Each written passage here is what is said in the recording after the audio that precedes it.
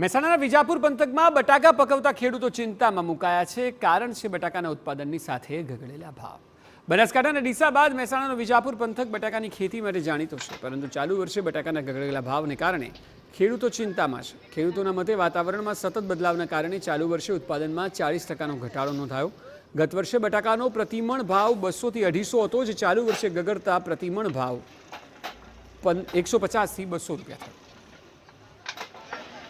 આ ભાવ પોસાતા નથી સાહેબ, અને ખર્ચા પણ પોસાતા નથી। મોંઘવારી વધી છે, મજૂરોના ખર્ચ વધ્યા છે, ટ્રેક્ટર સાધનોના ખર્ચ વધ્યા છે, ડીઝલની મોંઘવારી છે, અને ખેતીના ખાતરોની પણ મોંઘવારી છે।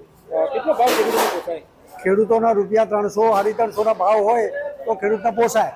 ગઈ સાહેબ 500 500 આ સાલ કેવું? આ સાલ 200 સવા 200 નો ભાવ।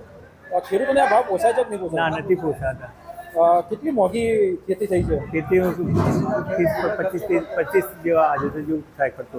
એની સામે વળતર કેટલું મળે? વળતર તો બિયારણ વળતર ઊંચા ભાવ હોય છે, ટ્રેક્ટરોના વળતર હાલના મળે ઓછાના ભાવ।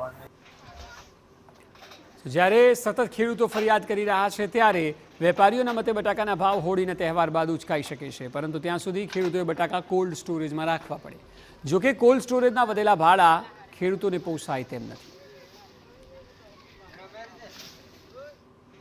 અત્યારે શું છે કે વાતાવરણના અનુકૂળ અને જે ઠંડીનું અત્યારે ચાલુ છે, તો આવકો માલમાં ઓછી થઈ રહી છે। જેમ આવકો વધશે અને આગળ જઈને ભાવ બી થોડા વધારો થશે આ વખતે।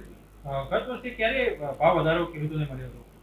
હોળી પછીનો ટાઈમ હોય છે, એ વધારે અનુકૂળ હોય છે, પણ આ વખતે થોડું સિઝન 10-15 દિવસ લેટ છે, એટલે અત્યારે જે માલ નીકળી રહ્યો છે એ હજી 10 દિવસ પછી થોડો ભાવ વ્યવસ્થિત મળશે ખેડૂતોને।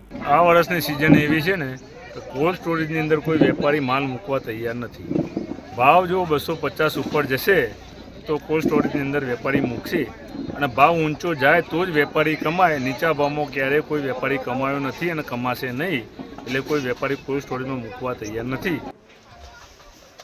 ખેડૂતોના મતે ગત વર્ષે ઉત્પાદન અને ભાવ બંને સારા મળ્યા હતા, જેને કારણે ચાલુ વર્ષે ખેડૂતોએ પુષ્કળ પ્રમાણમાં બટાકાનું વાવેતર કર્યું, પરંતુ ઉત્પાદન ઓછું થયું અને બટાકાના ભાવ પણ તળિયે બેસી ગયા, જેને કારણે હવે ખેડૂતો સરકાર પાસે બટાકાના પોષણક્ષમ ભાવ મળે તેવી માંગ કરી રહ્યા છે।